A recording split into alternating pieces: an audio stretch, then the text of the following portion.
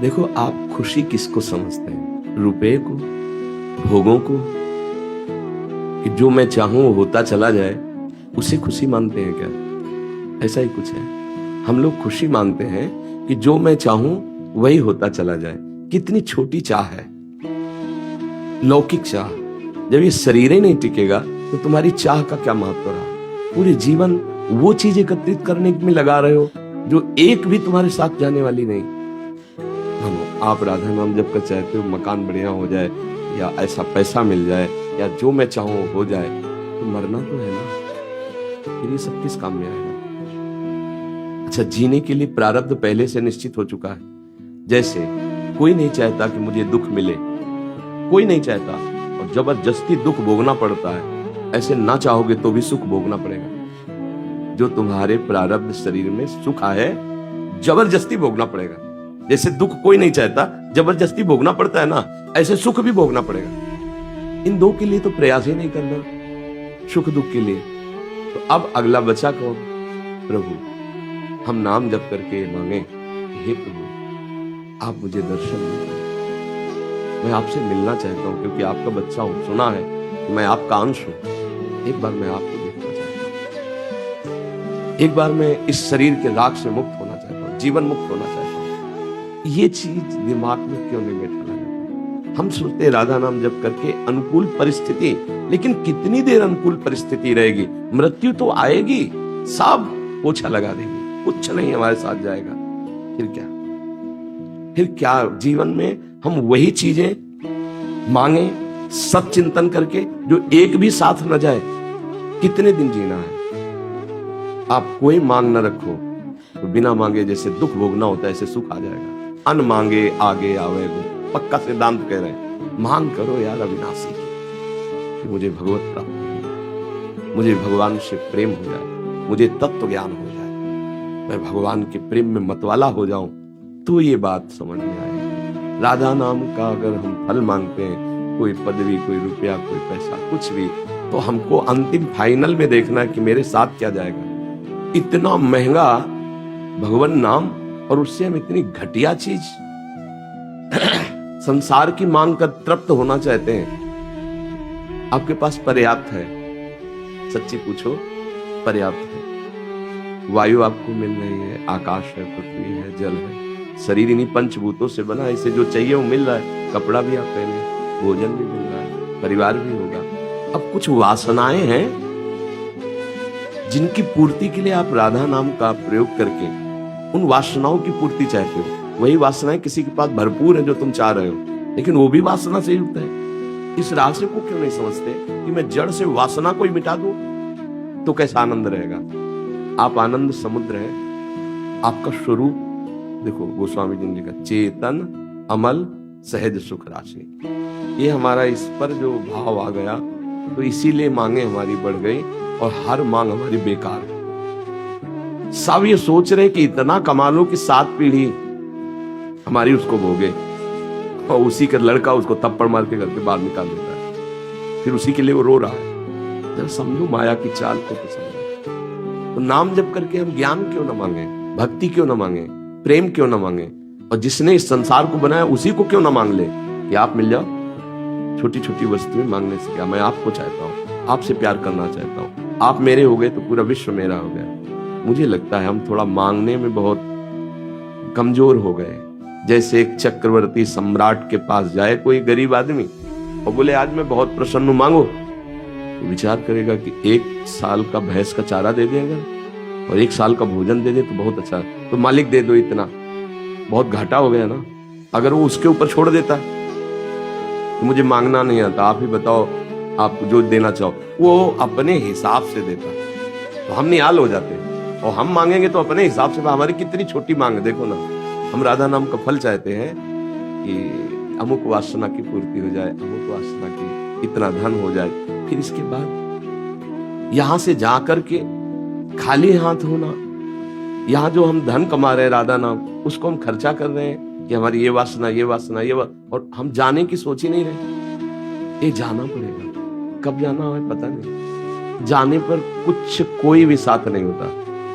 दुनिया में लाखों का मेला जुड़ा, हंसा जब जब उड़ा तो अकेला, कोई तुम्हारा यार नहीं, कोई प्यार नहीं, कोई मित्र नहीं, कोई वस्तु नहीं, तो ये नाम तुम्हारे साथ जाएगा। इसे चुरा लो, छुपा लो, इसे भागवतिक बैंक में जमा कर लो, सुख वैसे ही तुम्हें घेर लेगा।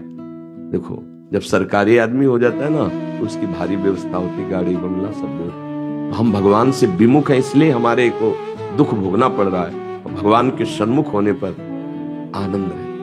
ये भजन हम इसलिए नहीं खर्चा कर रहे कि हम सुख पूर्वक जिए, नहीं, ये तो भोग है, भोग लेते हैं, आज नहीं तो कल शरीर छूट जाएगा। पर जो हमारे पास धन है, नाम, ये आपको भी सुखी कर रहा है। ये जो आप आए हो, आप फिर ही नहीं जाओगे, लेके जाओगे। पर यहाँ का देना ऐसा नहीं है। तेरे दरबार की आली निराली शान ये देखी, सखावत खुद तेरी गलियों में चक्कर काटते देखा, फैलाया हाथ जिसने तेरे दरबार में आकर, तुझे देते नहीं देखा मगर झोली भरी। मेरी अलबेली सरकार राधा रानी किशोरी जी गुरुदेव भगवान, जिसे आप आए हो, खाली नहीं है। कहीं भी हो, अगर एक शब्द भी श्रद्धा से सुन लोगे तो परिवर्तन हो जाएगा। ये हो रहा है, इस नाम का प्रभाव ये, आपका मंगल हो, आप सुखी हो। और वो नाम इतने परमानंद में हर समय रखता है कि अगर वो नाम का हमें परिचय न मिला होता तो वास्तविक जीते जी नरक था जीवन, नहीं था नरक जीवन। तो हम यही समझाना चाहते हैं कि नाम जप को खर्चा मत करो, उसे भगवत प्राप्ति कर लो, जिससे दुख जड़ से नष्ट हो जाए। हम छोटी मोटी कामनाओं में नाम को पूर्ण बेच दें, अब वो कामनाएं पूर्ण भी हो गई तो आखिरकार मरना तो है ना, सब छूटेगा, सब छूटेगा। अच्छा, जीने की व्यवस्था की जिम्मेवारी भगवान की है, हर जीव की जीने की व्यवस्था की है। तो कर्तव्य कर्म करो, नाम को बचाओ प्रभु के लिए, और मेहनत करके कमाओ शरीर पोषण के लिए। जो दुख सुख आवे चुपचाप सह लो, नाम रूपी धन तुम्हारा जमा है, वो तुम्हारा मंगल अपने आप करेगा।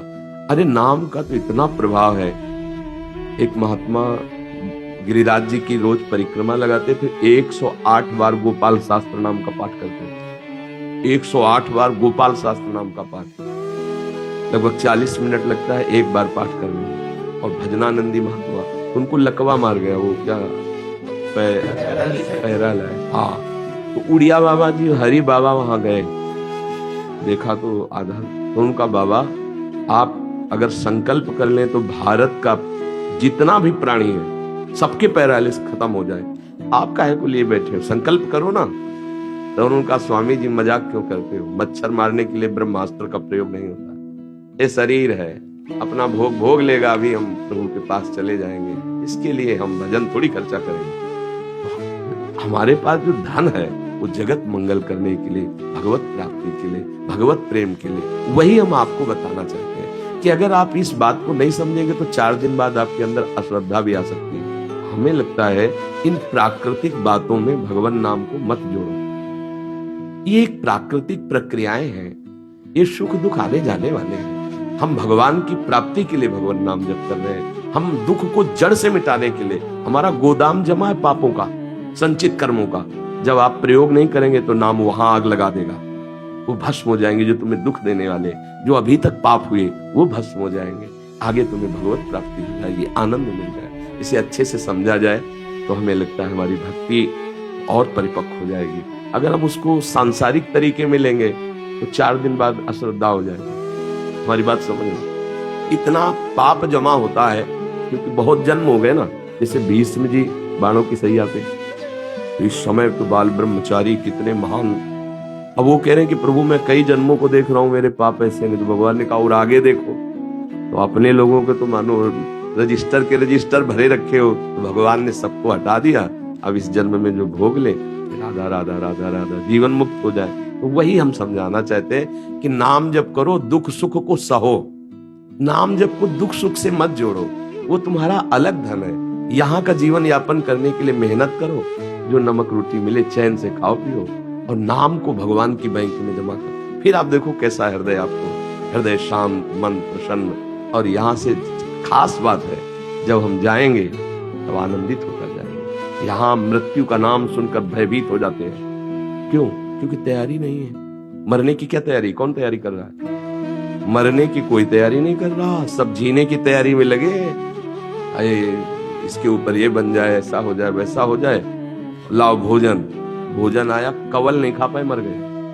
कितने से कवल उठाया, दिल फेल, वो हाथ का हाथ में रह गया, मुंह में नहीं जा पाया। इसकी तैयारी कौन कर रहा है? बस हम इसकी तैयारी में लगे कि आप सब इस बात को समझो कि आपका परम मंगल भगवान के नाम से होगा, आपको परम सुख, समस्त दुखों की निवृत्ति भगवान के